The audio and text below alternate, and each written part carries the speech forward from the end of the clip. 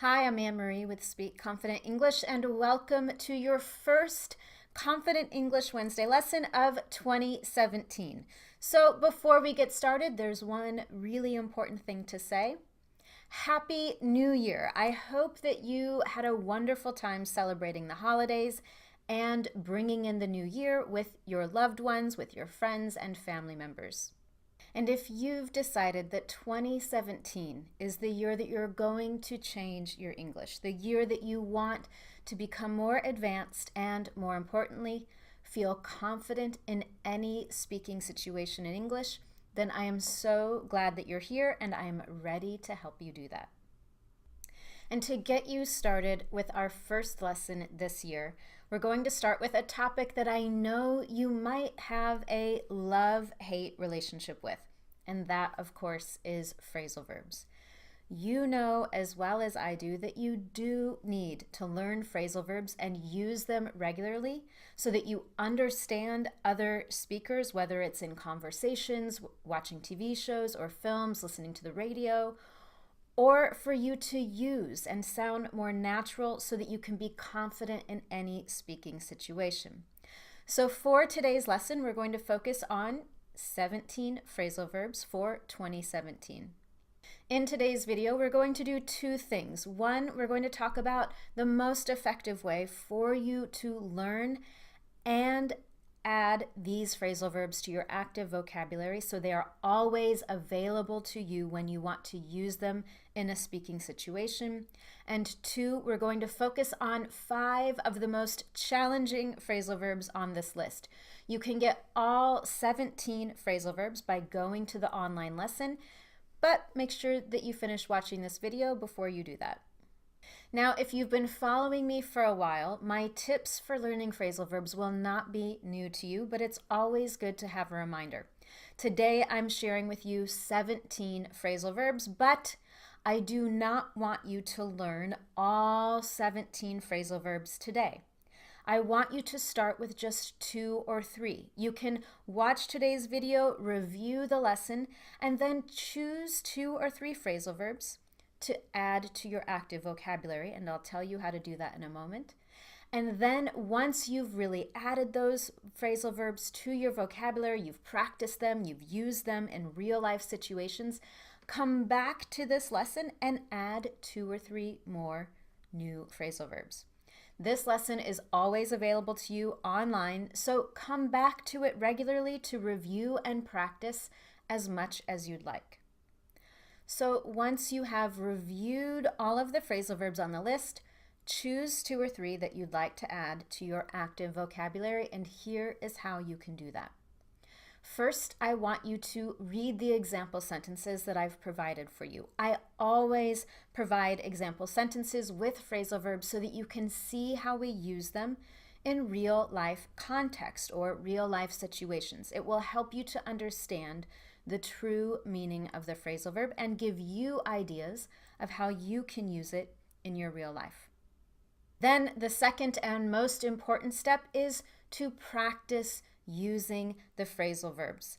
And when I say that, I mean you create example situations, example sentences using those phrasal verbs that connect to your real life.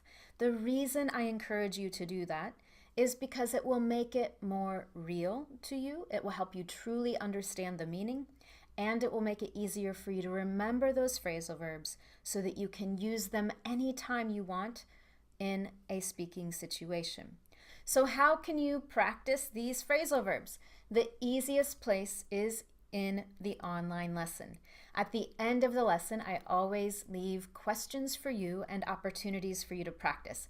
And of course, in today's lesson, I've asked you to practice using some of those phrasal verbs. You can do that in the comments section. When you do, I always read the comments and respond, so I will help you make sure that you are using the phrasal verb correctly so that you can continue to use it in conversations with friends, with colleagues, or with others while you might be traveling in a foreign country or an English-speaking country. And then continue to use that phrasal verb in some real life situations, some conversations that you might have, and then come back to the lesson to learn some new phrasal verbs. And now let's look at the 5 most challenging phrasal verbs on this list so that you can begin using them regularly. The first one, and maybe my favorite on this list, is to clam up. To clam up means to refuse to speak or to be unable to speak.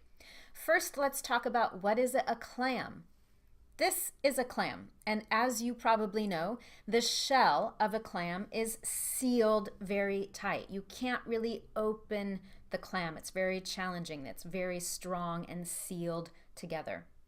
Sometimes when we might be nervous or when we just don't want to speak, we clam up. We refuse to speak. So an example would be, sometimes in my own second language, when I feel really nervous, I clam up.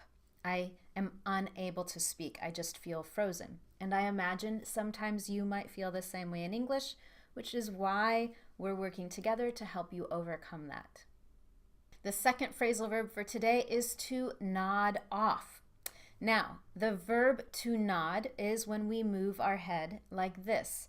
You often see English speakers use this action of their head to indicate yes or to indicate a positive answer to something. Do I like ice cream? Yes, I love ice cream. I'm nodding my head. But to nod off is to fall asleep. If you've ever been on a long road trip where you've been driving for hours, maybe it's really hot, it's in the summertime, and you start to feel really tired while driving. And if you've ever had that moment while you're driving and you start to fall asleep, you are nodding off. Let's move on to number 3, to make up.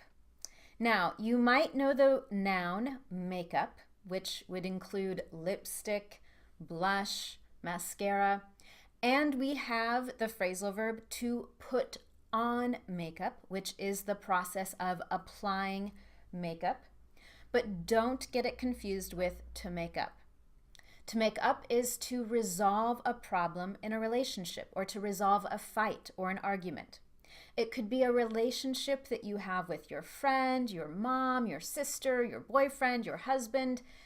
If you are having an argument or a fight, and hopefully you eventually apologize, you both say that you're sorry, and everything is okay, everything is resolved, we can say you made up. We're using the past tense. So to make up is that process of resolving the argument or the fight. Number 4 is to brush up on something. You might be familiar with the noun a brush, and we can use this as a verb, for example, to brush one's hair. But to brush up on something means to improve or to refresh your knowledge, your memory for something. I'll give you an example.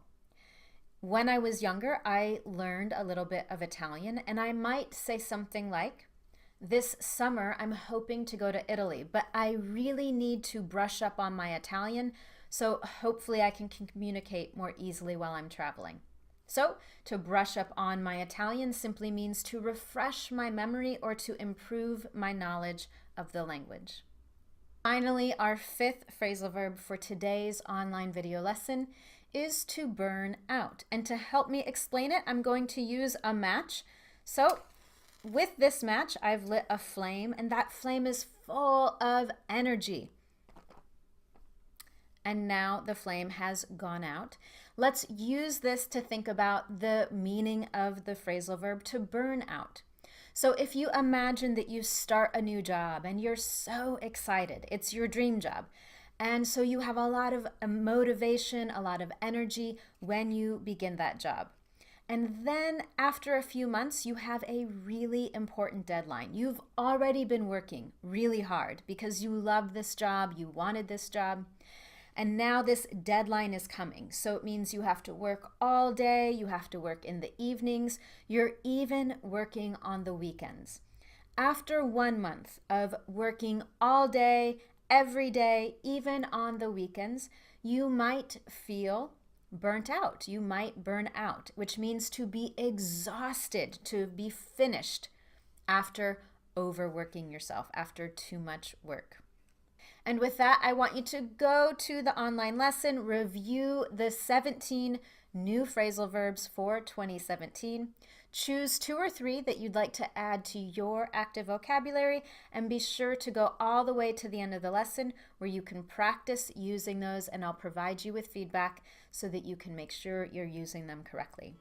Thank you so much for joining me, and I look forward to seeing you next Wednesday for your Confident English lesson.